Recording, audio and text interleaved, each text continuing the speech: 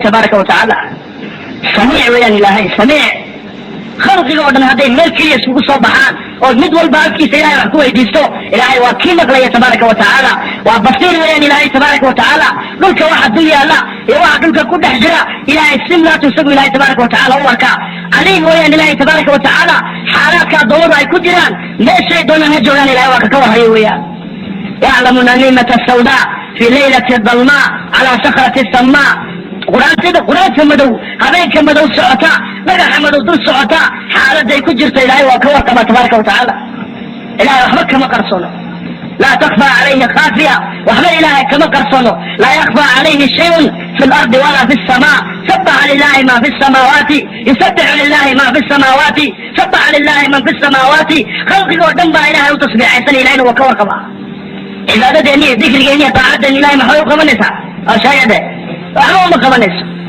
خلقي قد هدي ودا عبدان وحوم زيادين كران هدي ودا عاصيان وحوم كمان ناقصي كران وغني ويان صمد ويان عزيز ويان متكبر ويان جبار ويان خالق ويان غير مخلوق وما أبوري سقى وحابور إلهي رازق ويان مخلوق ولا مو أرزاقا غير مرزوق لما أرزاقا سقى صفة الرزق صفة الرزق لماذا وإسكالها أبدا العابدين بلا إسكالها تبارك وتعالى خالق لماذا وصفه قبل أن يخلق الخلائق حفاظه وصفه قبل أن يلعن بس Allah subhanahu wa ta'ala has the most beautiful names. And when we say beautiful, the top of the line of beauty, the most perfect beauty that you may imagine. The most beautiful names belong only to Allah, so call on Him with them. What is more important than knowing who is Allah? The first pillar of Iman is an Imanu Billah. And who is Allah? Our only source of knowledge with regards to Allah is His names and attributes. We have no other way of knowing who Allah subhanahu wa ta'ala is. And that is why our scholars mention that knowledge of Allah is half of Tawheed, and the other half of Tawheed is worshipping Allah. So all of Tawheed revolves around knowing Allah and then worshipping Allah. That's all of Tawheed. La ilaha illallah. You have to know who is Allah, and then you worship Allah alone. Allah subhanahu wa ta'ala has so many names, so many names. Way beyond 120, 140. In fact, we don't know the exact number of names that Allah subhanahu wa ta'ala has. He has beautiful names. But there are 99 names of Allah subhanahu wa ta'ala. If you were to memorize 99 of the names of Allah subhanahu wa ta'ala, you know them, you memorize them, you understood them, you live by them, you use them to call out to Allah subhanahu wa ta'ala. He says, whoever does that, dakhala al-Jannah. They will be granted entry into Jannah because they have recognized Allah. All the names describe Allah. So all the names belong to who? To Allah. Bismillah, in the name of Allah. Ar-Rahman, Ar-Rahim. So Ar-Rahman and Ar-Rahim describe who? Allah subhanahu wa ta'ala.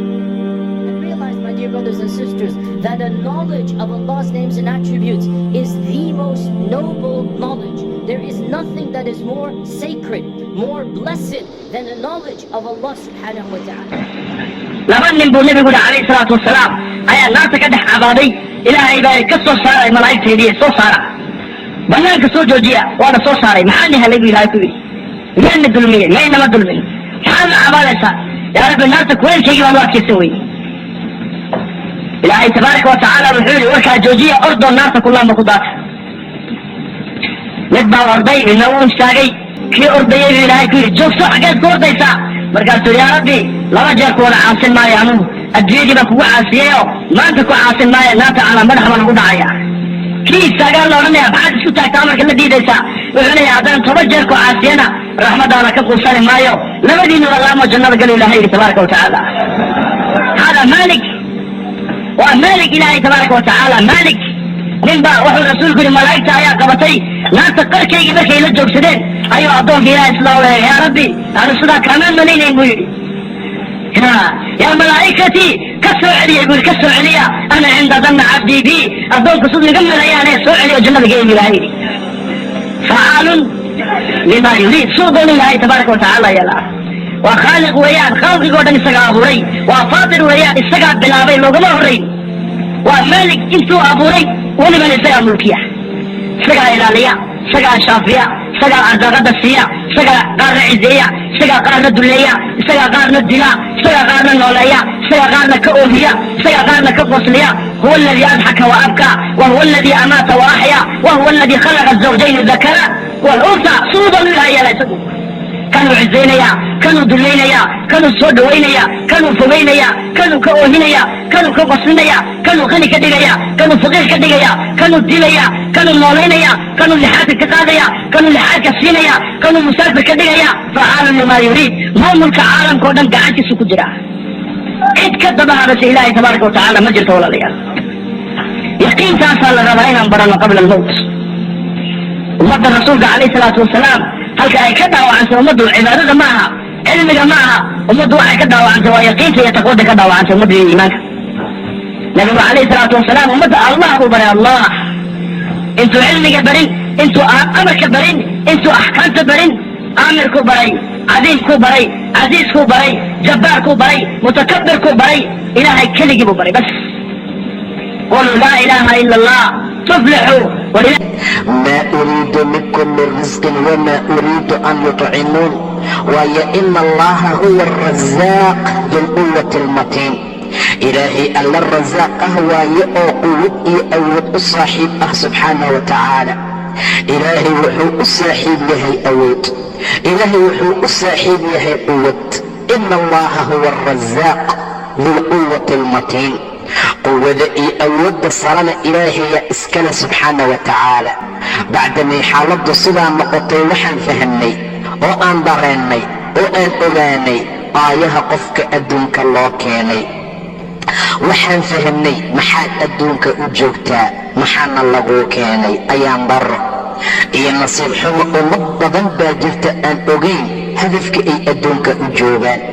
هدفك أي أنوليهين صغبت إلهي سبحانه وتعالى الروح أجليي حياته أسميي أرق لو سميي صنع لو سميي وحصوبا لو سميي من عينك الواوين دبان قرب سنين دبان فهم سنين دبان النقوغي وأكبر مصيبة وقفك مركا قدعضة ومصيبة مدى أغو أبك هداد قرويسو خالقيك أبوري وحقو كادونا يكام الربو waxa ilaahay uu ku sameeyey subxaana wa tacaala haddana aad garanaysa khaaliqii ku qalqay laftigiisa dad noocaas ah ayaa jira dadaan ilaahay aqoonba adduunka ku nool dad dibi caabuda adduunka jooga dad maadada caabuda adduunka jooga dad dhagxaan iyo qoryo caabuda adduunka jooga sidaa darteed ayaa rabbi subxaana wa tacaala nimcooyinka ugu waaweyn ee muslimiinta uu ku manaystay waxay tahay inay fahmeen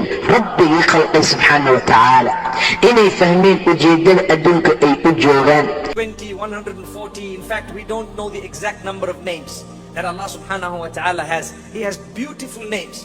But there are 99 names of Allah subhanahu wa ta'ala. If you were to memorize 99 of the names of Allah subhanahu wa ta'ala, you know them, you memorize them, you understood them, you live by them, you use them to call out to Allah subhanahu wa ta'ala, He says, whoever does that, dakhala al-Jannah. They will be granted entry into Jannah because they have recognized Allah. All the names describe Allah. So all the names belong to who? To Allah. Bismillah, in the name of Allah. Ar-Rahman, Ar-Rahim. So Ar-Rahman and Ar-Rahim describe who? Allah subhanahu wa ta'ala. Realize, my dear brothers and sisters, that a knowledge of Allah's names and attributes is the most noble knowledge. There is nothing that is more sacred, more blessed than a knowledge of Allah subhanahu wa ta'ala. He instructs them to worship Him through His most beautiful names. But in practical terms, what we're talking about here is that the believer dedicates his life to Allah subhanahu wa ta'ala through his knowledge or her knowledge of the names of Allah, the significance of those names relative to Allah subhanahu wa ta'ala, and the effect that those names should have on us as believers. Allahu Ahad. Allahu Samad. So Ahad, Samad describes who? Allah. It's important. It is the name by which all other names become descriptive terms. They are used to describe Allah subhanahu wa ta'ala. Allah has commanded us to learn who He is. There is a command in the Quran, i'lam and i'lamu. This means learn and know. And it occurs around 12 or 24 times in the Quran.